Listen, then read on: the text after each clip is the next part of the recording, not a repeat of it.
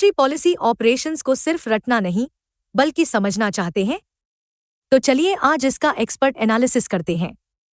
नमस्कार दोस्तों, bank promotion exam guide में आपका स्वागत है।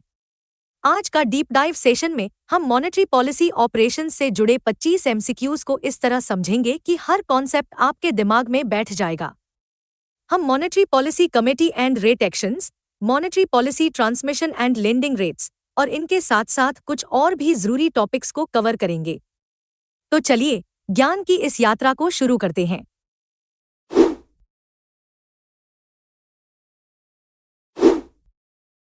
चलिए एमपीसी के स्ट्रक्चर में हुए एक हालिया बदलाव से शुरू करते हैं। According to the report, on what date did the central government reconstitute the Monetary Policy Committee (MPC) with new external members? Option A. 1st February 2025. Option B. 1st December 2024. Option C. 1st October 2024. Option D. 1st April 2025.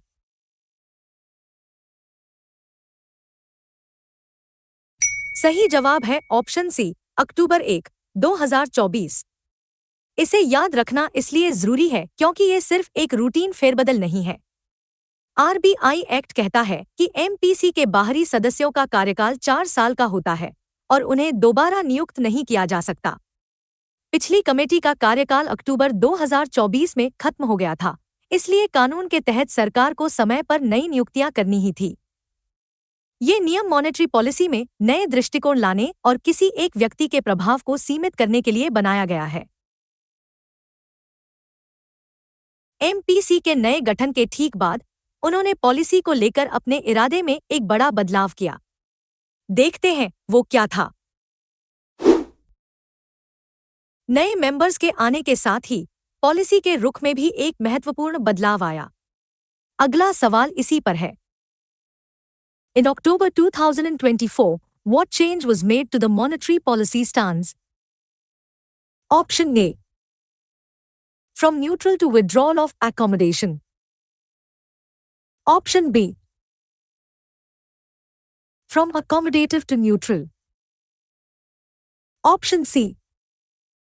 From withdrawal of accommodation to neutral. Option D. From neutral to accommodative.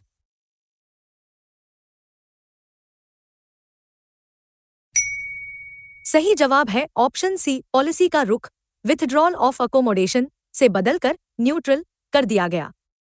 अब इसका मतलब समझिए। Withdrawal of accommodation का मतलब था कि RBI system से पैसा वापस खींच रहा था और महंगाई को कंट्रोल करने के लिए ब्याज दरें बढ़ाने पर फोकस कर रहा था।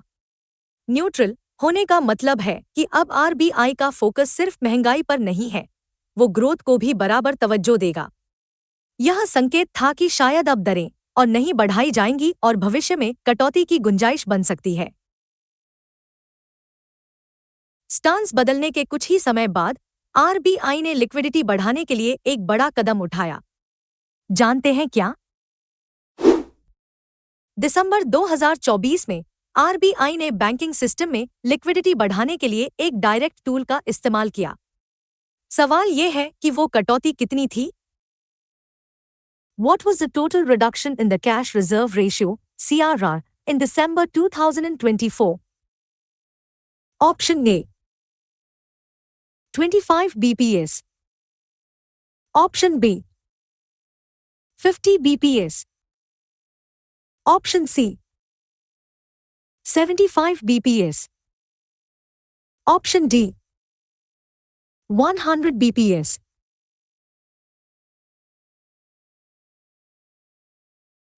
सही जवाब है ऑप्शन बी, 50 बेसिस पॉइंट्स। ये कटौती एक बार में नहीं हुई। आरबीआई ने इसे 25-25 बेसिस पॉइंट्स के 2 हिस्सों में किया। सीआरआर वो मिनिमम कैश होता है जो बैंकों को आरबीआई के पास रखना ही पड़ता है। जब आरबीआई इसे घटाता है तो बैंकों के पास ज्यादा पैसा बचता है जिसे वो लोन के तौर पर दे सकते हैं। 50 बेसिस पॉइंट्स की कटौती ये दिखाती है कि आरबीआई इकोनॉमी में पैसों की कमी को लेकर चिंतित था और ग्रोथ को सपोर्ट करने के लिए एक मजबूत कदम उठाना चाहता था। अब एक आंकड़ा आधारित सवाल, इस 50 बेसिस पॉइंट्स की कटौती ने असल में सिस्टम में कितना पैसा डाला? ये जो सीआरआर में 50 बेसिस पॉइंट्स की कटौती हुई, उसका सीधा असर बैंकिंग सिस्टम की लिक्विडिटी पर पड़ा। कितना? चलिए देखते हैं। How much primary liquidity was injected into the banking system as a result of the CRR reduction in December 2024? Option A, 50,000 crore rupees. Option B, 1.5 lakh rupees crore. Option C, 1.16 lakh rupees crore. Option D, 2 lakh rupees crore.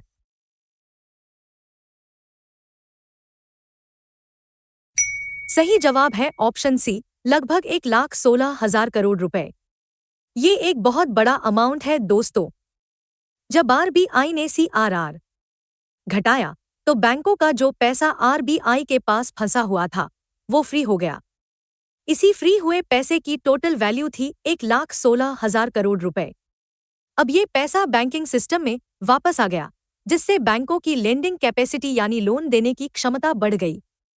इससे economy को एक boost मिला, क्योंकि जब loan सस्ते और आसानी से मिलते हैं तो इन्वेस्टमेंट और स्पेंडिंग दोनों बढ़ते हैं। अब साल बदलते हैं और 2025 में चलते हैं, जब एमपीसी ने सीधे रेपो रेट पर एक्शन लिया। फरवरी 2025 में एमपीसी ने एकमत होकर रेपो रेट में बदलाव का फैसला किया। ये कटौती कितनी थी? By how much did the MPC reduce the policy repo rate in February 2025? Option A, 10 bps. Option B, 25 bps. Option C, 50 bps. Option D, no change.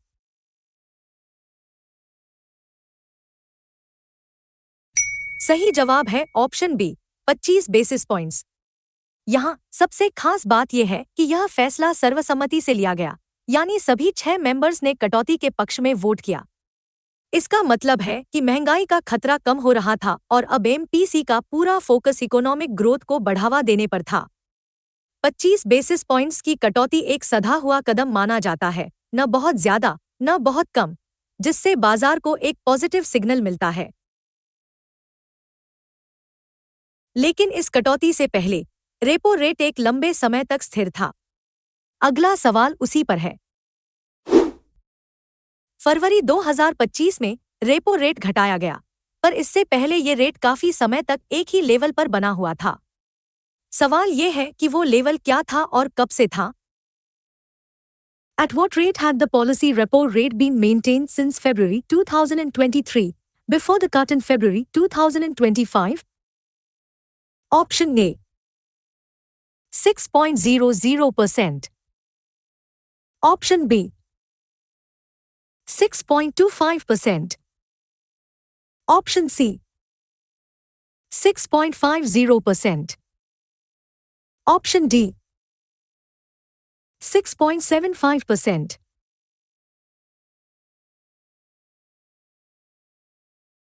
सही जवाब है ऑप्शन सी, 6.5%।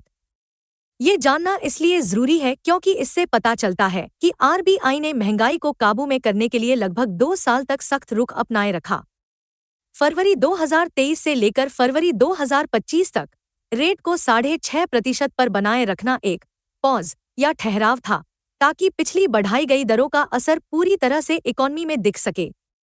2 साल तक रेट न बदलना ये दिखाता है कि आरबीआई बहुत सावधानी से काम कर रहा था। फरवरी के बाद अप्रैल में एक और कटौती हुई और साथ में पॉलिसी के रुख में भी एक बड़ा बदलाव आया। 2025 की शुरुआत रेट कट्स के साथ हुई। अप्रैल में एमपीसी ने एक और बड़ा फैसला लिया। वो क्या था?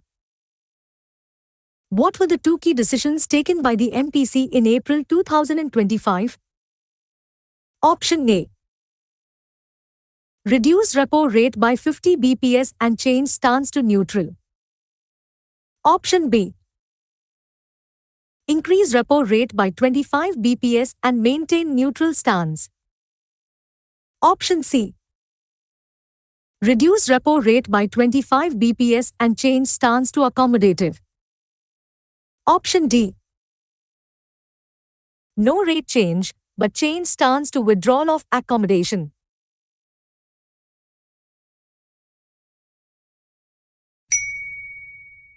सही जवाब है ऑप्शन सी। रेपो रेट को और 25 बेसिस पॉइंट्स घटाकर 6% कर दिया गया और स्टांस को न्यूट्रल से बदलकर अकोमोडेटिव कर दिया गया। ये बहुत बड़ा सिग्नल था। अकोमोडेटिव स्टांस का सीधा मतलब है कि आरबीआई अब ग्रोथ को बढ़ावा देने के लिए भविष्य में और भी रेट कट कर सकता है। ये दिखाता है कि महंगाई की चिंता अब काफी कम हो गई थी और फोकस पूरी तरह से इकोनॉमिक रिकवरी पर शिफ्ट हो गया था। अब देखते हैं कि रेपो रेट में इन बदलावों का असर बैंकों के लेंडिंग रेट्स पर कैसे पड़ा, जिसे हम मॉनेटरी पॉलिसी ट्रांसमिशन कहते हैं।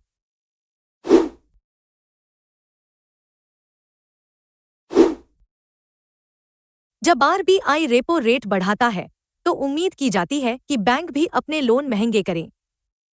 चलिए देखते हैं कि मई 2022 से जनवरी 2025 के बीच MCLR पर कितना असर हुआ। During the tightening cycle, May 2022 to January 2025, by how many basis points did the one-year MCLR median increase in response to the 250 bps repo rate hike? Option A. 115 bps. Option B. 250 bps. Option C. 178 bps. Option D. 320 bps.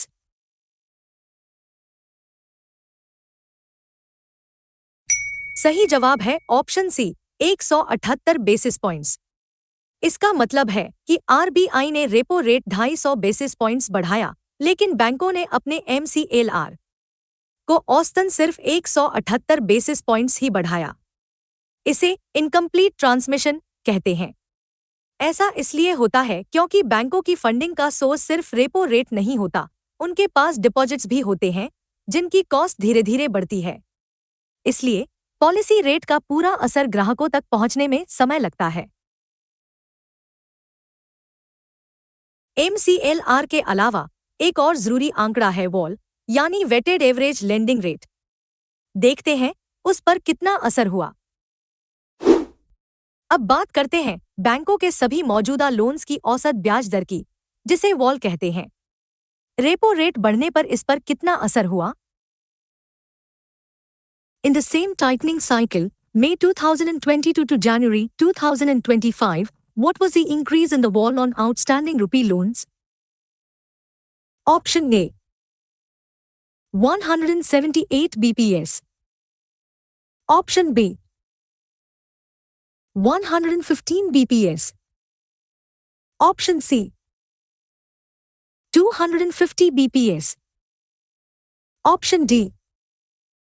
105 bps.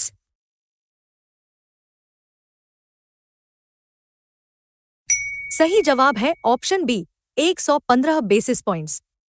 ये आंकड़ा MCLR से भी कम है। इसका कारण है कि outstanding loans में बहुत से पुराने लोन्स भी शामिल होते हैं जो फिक्स्ड रेट पर या पुराने बेस रेट पर दिए गए थे।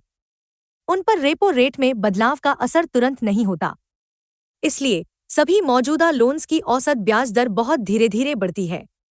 ये दिखाता है कि मॉनेटरी पॉलिसी का असर पूरे सिस्टम पर फैलने में काफी वक्त लगता है। दिलचस्प बात यह है कि अलग अलग तरह के बैंकों ने इस बढ़ोतरी को अलग अलग तरीके से ग्राहकों तक पहुंचाया। अगला सवाल इसी पर है। रेपो रेट बढ़ने का असर सभी बैंकों ने एक जैसा नहीं दिखाया। नए लोन्स पर सबसे ज्यादा ब्याज दर किस कैटेगरी के बैंकों ने बढ़ाई? Which category of banks showed the highest increase in wall on fresh loans during the tightening cycle? Option A. Public sector banks. Option B. Private banks. Option C. Foreign banks. Option D. All showed equal increase.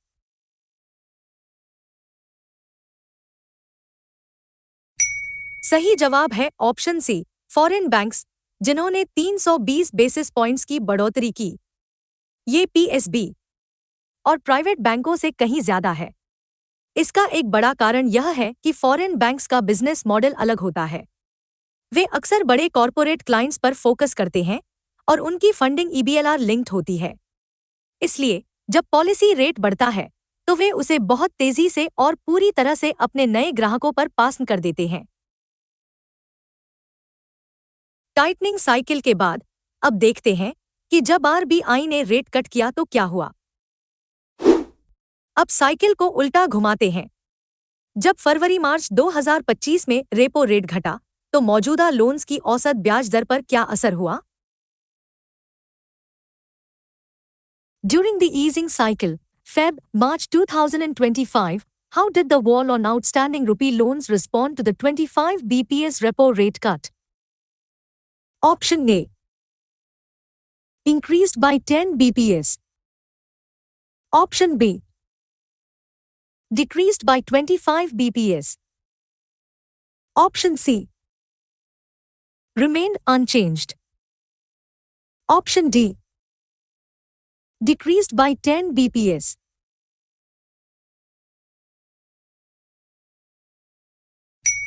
सही जवाब है option D, 10 basis points की कमी आई। यहां भी देखिए, transmission पूरा नहीं हुआ। आरबीआई ने रेट 25 बेसिस पॉइंट्स घटाया, लेकिन ग्राहकों तक सिर्फ 10 बेसिस पॉइंट्स की राहत पहुंची।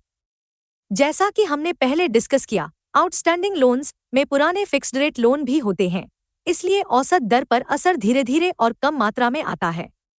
यह दिखाता है कि पॉलिसी के असर का इंतजार करना पड़ता है। लेकिन एक हैरान करने वाली बात हुई। जब रेट कट हुआ तो नए लोन्स की औसत दर घटने के बजाय थोड़ी बढ़ गई। देखते हैं कैसे। ये थोड़ा कंफ्यूजिंग हो सकता है, पर ध्यान से सुनिए। रेपो रेट कट के दौरान नए दिए जाने वाले लोन्स की औसत ब्याज दर का क्या हुआ?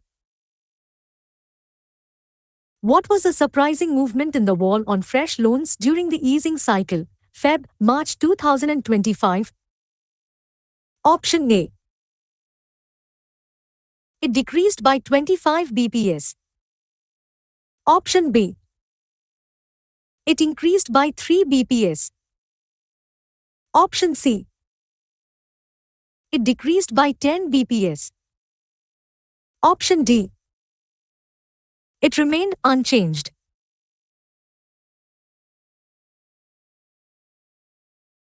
सही जवाब है ऑप्शन बी, यह 3 बेसिस पॉइंट्स बढ़ गई। अब आप सोचेंगे कि ऐसा क्यों हुआ? इसके कई कारण हो सकते हैं। पहला, बैंक रेट कट का फायदा तुरंत पास नहीं करते, वे पहले अपने मार्जिन को देखते हैं। दूसरा, भले ही रेपो रेट घटा हो, लेकिन अगर बैंकों की खुद की फंड्स जुटाने की लागत यानी कॉस्ट ऑफ फंड्स दूसरे कारणों से बढ़ रही हो, तो वे नए लोन्स को महंगा कर सकते हैं। यह दिखाता है कि सिर्फ रेपो रेट ही लेंडिंग रेट तय नहीं करता।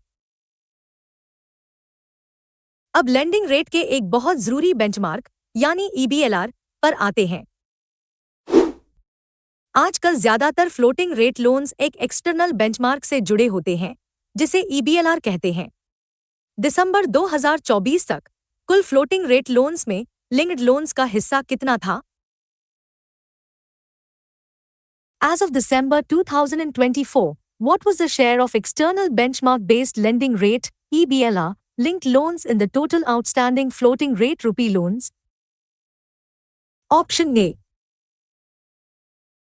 44.6%. Option B. 85.9%. Option C. 60.6%. Option D. 50.0%।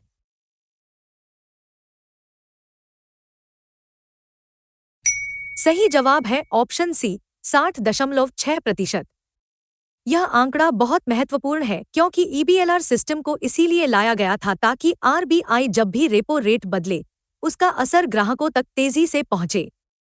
60% से ज्यादा लोन्स का ईबीएलआर से जुड़ा होना दिखाता है कि मॉनेटरी पॉलिसी ट्रांसमिशन पहले के मुकाबले अब ज्यादा असरदार हो गया है। इससे पारदर्शिता भी बढ़ती है क्योंकि बेंचमार्क बाहरी होता है और बैंक उसे आसानी से मैनिपुलेट नहीं कर सकते। लेकिन ईबीएलआर को अपनाने में पब्लिक सेक्टर बैंक और प्राइवेट बैंक में बड़ा अंतर है। देखते हैं कौन आगे है। ईबीएलआर सिस्टम को अपनाने में किस तरह के बैंकों ने सबसे ज्यादा तेजी दिखाई है? Which banking group had the highest share of EBLR-linked loans as of December 2024? Option A. Public sector banks, PSBs. Option B. Private sector banks, PVBs. Option C. Foreign banks. Option D. All were equal.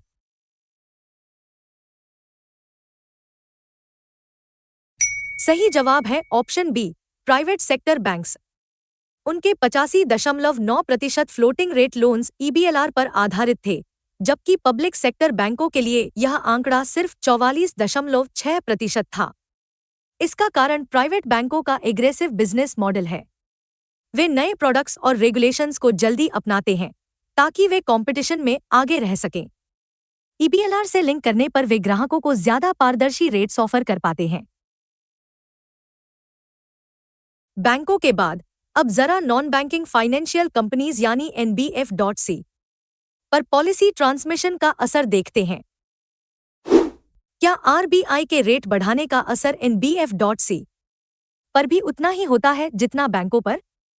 चलिए आंकड़ों से समझते हैं। During the tightening cycle, how did the transmission to NBFC's lending rates compare to that of scheduled commercial banks, SCBs? Option A. It was significantly higher. Option B. It was almost equal. Option C. It was significantly lower. Option D. Data was not available.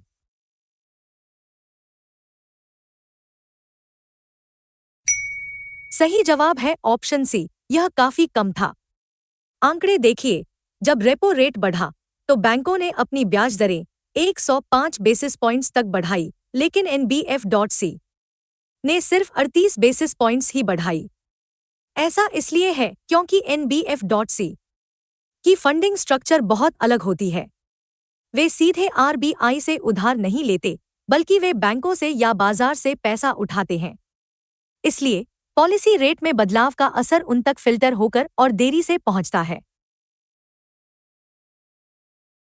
Lending rates के बाद अब हम liquidity management के एक अहम indicator यानी call rate पर focus करेंगे।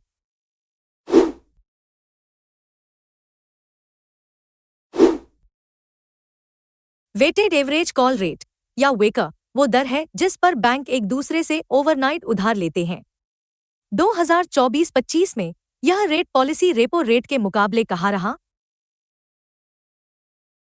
On average, how did the weighted average call rate, WACR, position itself relative to the policy repo rate in 2024-25? Option A. 13 bps below the repo rate. Option B. 6 bps above the repo rate. Option C. Exactly at the repo rate. Option D. 13 bps above the repo rate.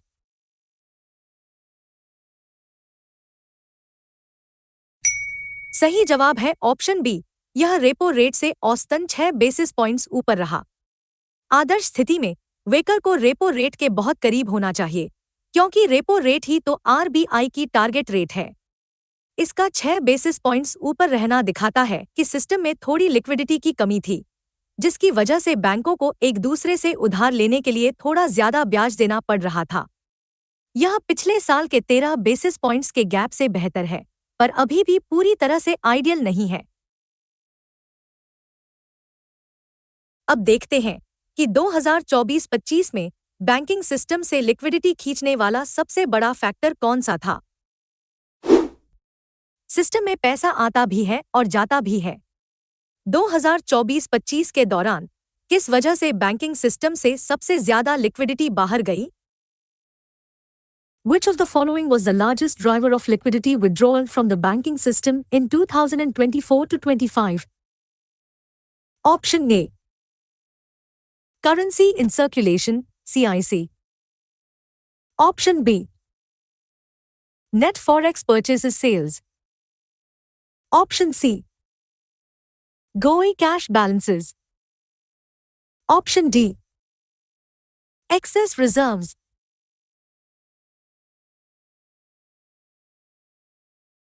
सही जवाब है option B, net forex sales. RBI ने रुपए को स्थिर रखने के लिए बाजार में डॉलर बेचे और रुपए खरीदे। जब आरबीआई डॉलर बेचकर रुपए खरीदता है तो वो रुपए बैंकिंग सिस्टम से बाहर आ जाते हैं, जिससे लिक्विडिटी कम हो जाती है। इस साल इस वजह से सिस्टम से लगभग 2,91,233 करोड़ रुपए बाहर निकले, जो किसी भी दूसरे फैक्टर से कहीं ज्यादा था।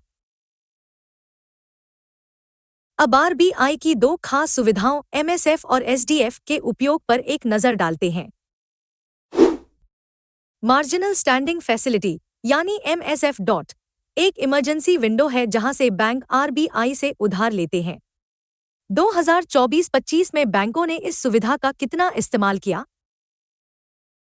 What was the average daily borrowing by banks under the marginal standing facility (MSF) in 2024 to 25? Option A. 0.5 lakh rupees crore. Option B.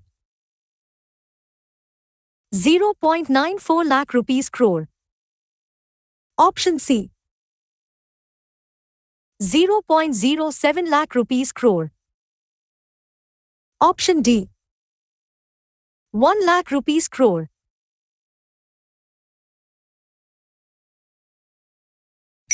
सही जवाब है ऑप्शन सी, सिर्फ 7,000 करोड़ रुपए।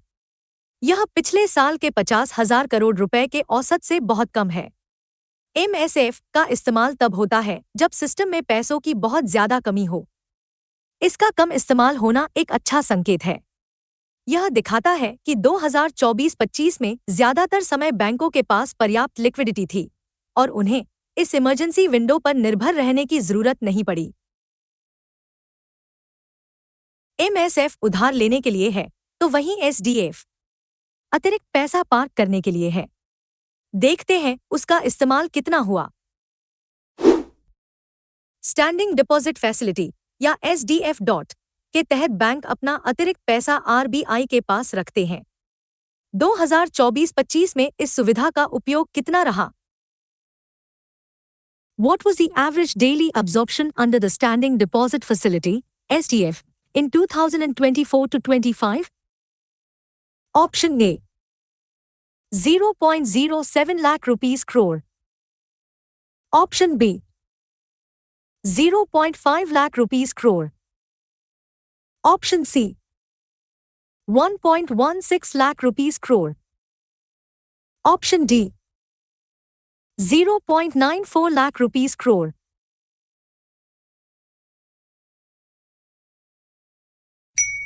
सही जवाब है ऑप्शन डी, 94,000 करोड़ रुपए। यह आंकड़ा एमएसएफ के 7,000 करोड़ रुपए से बहुत ज्यादा है।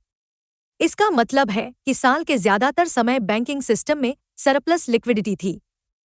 बैंकों के पास इतना अतिरिक्त पैसा था कि वे रोजाना औसतन 94,000 करोड़ रुपए आरबीआई के पास पार्क कर रहे थे।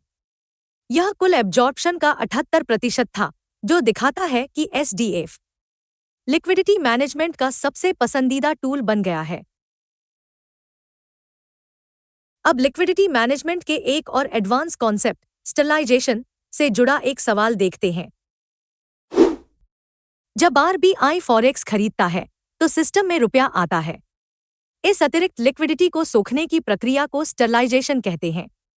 आरबीआई इस अतिरिक्त लिक्विडिटी का लगभग कितना हिस्सा स्टरलाइज कर देता है?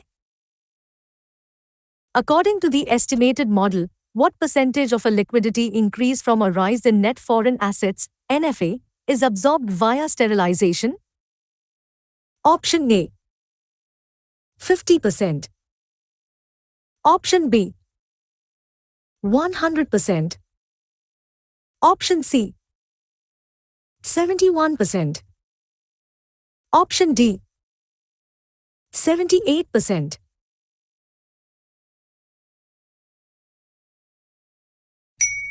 सही जवाब है ऑप्शन डी, लगभग 78%।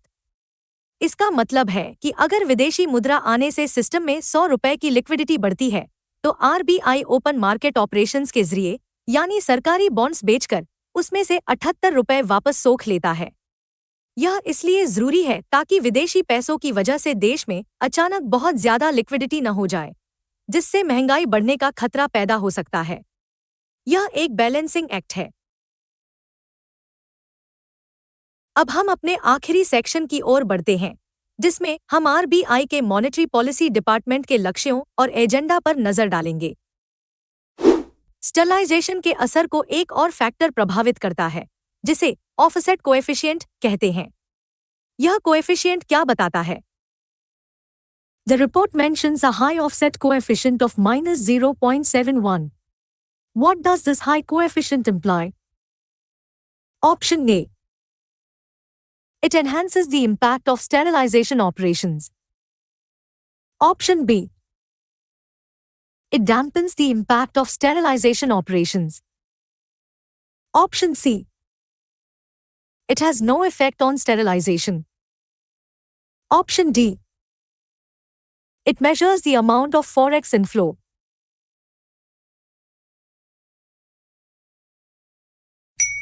सही जवाब है ऑप्शन बी, यह स्टरलाइजेशन के असर को कम करता है। इसे आसान भाषा में समझते हैं, जब आरबीआई सिस्टम से लिक्विडिटी सोखने के लिए बॉन्ड्स बेचता है, तो इससे ब्याज दरें थोड़ी बढ़ती हैं। बढ़ी हुई ब्याज दरों को देखकर विदेशी निवेशक और पैसा भारत में लाते हैं। यह नया पैसा आरबीआई के स्टरलाइजेशन के असर को काफी हद तक ऑफसेट या बेअसर कर देता है। -0.71 का हाई कोएफिशिएंट यही दिखाता है कि आरबीआई की कोशिशों का असर काफी हद तक कम हो जाता है। चलिए अब देखते हैं कि मॉनेटरी पॉलिसी डिपार्टमेंट ने 2024-25 के लिए जो लक्ष्य तय किए थे, उनमें से कौन सा एक लक्ष्य पूरा नहीं हो पाया।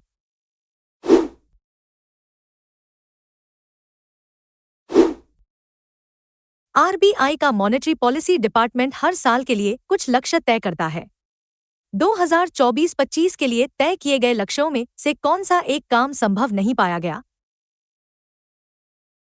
Which goal set for 2024-25 by the Monetary Policy Department was examined but not found to be feasible? Option A. Strengthening analysis of NBFC lending rates. Option B. Measuring sectoral credit flows of NBFCs. Option C. Feasibility of EBLR system for NBFCs. Option D. Computing a financial conditions index for India.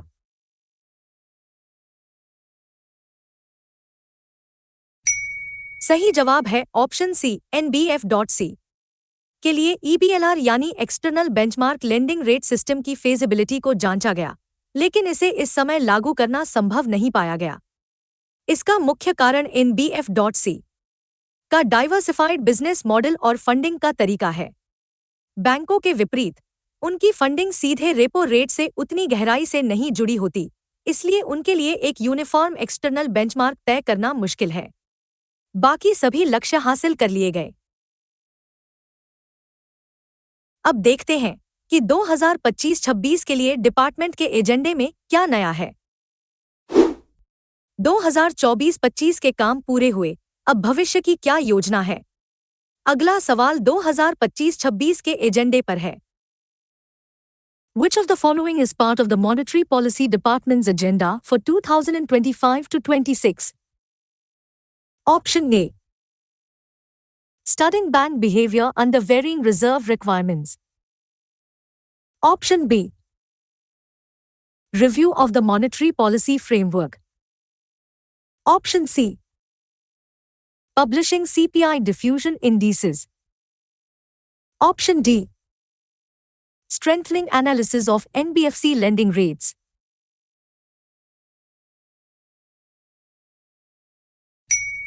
सही जवाब है option B, monetary policy framework का review करना 2025-26 के एजेंडे का एक बहुत बड़ा हिस्सा है। इस तरह का रिव्यू हर कुछ सालों में किया जाता है ताकि यह सुनिश्चित हो सके कि पॉलिसी महंगाई को नियंत्रित करने और ग्रोथ को सपोर्ट करने के अपने लक्ष्यों को पूरा करने में अभी भी असरदार है या नहीं। इसमें यह देखा जाता है कि क्या मौजूदा टारगेट्स, टूल्स और स्ट्रैटेजी आज की इकोनॉमिक चुनौतियों के लिए रेलेवेंट है। एजेंडे में एक और जरूरी चीज शामिल है, सिस्टम में कितनी लिक्विडिटी होनी चाहिए, इसका सही लेवल पता लगाना। मॉनेटरी पॉलिसी के असरदार ट्रांसमिशन के लिए लिक्विडिटी का सही लेवल होना बहुत जरूरी है। 2025-26 के एजेंडे में इससे जुड़ा क्या प्लान है? What specific issue related to liquidity is on the agenda for 2025-26? Option A. To keep liquidity in a permanent deficit. Option B. To keep liquidity in a permanent surplus. Option C. Revisiting the optimal level of system liquidity. Option D. To outsource liquidity management to banks.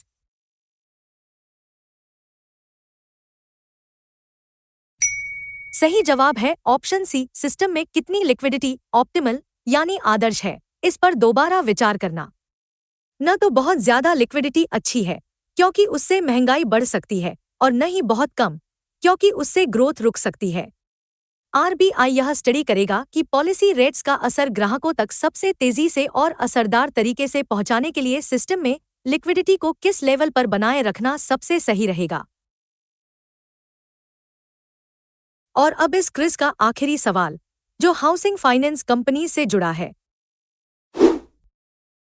आखिरी सवाल, RBI अब एक और sector से data collection को अपने एजेंडे में शामिल कर रहा है।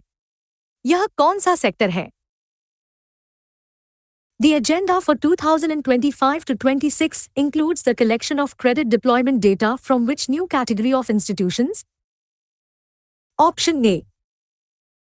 Microfinance institutions. Option B. Housing finance companies, HFCs. Option C. Cooperative banks. Option D. Fintech lenders.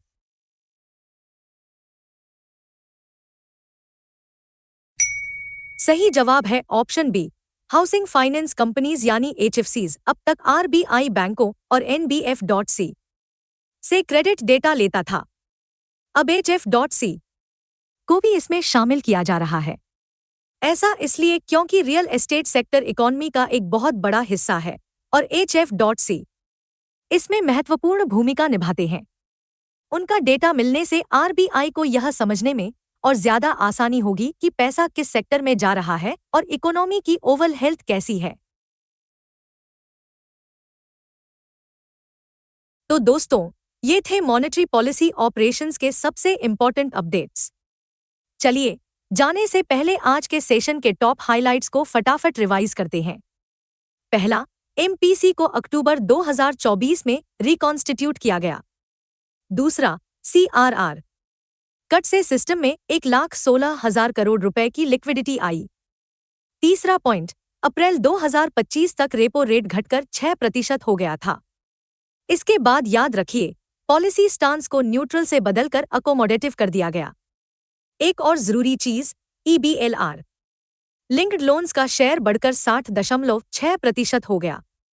और finally, weighted average call rate repo rate से औसतन 6 बेसिस पॉइंट्स ऊपर रहा।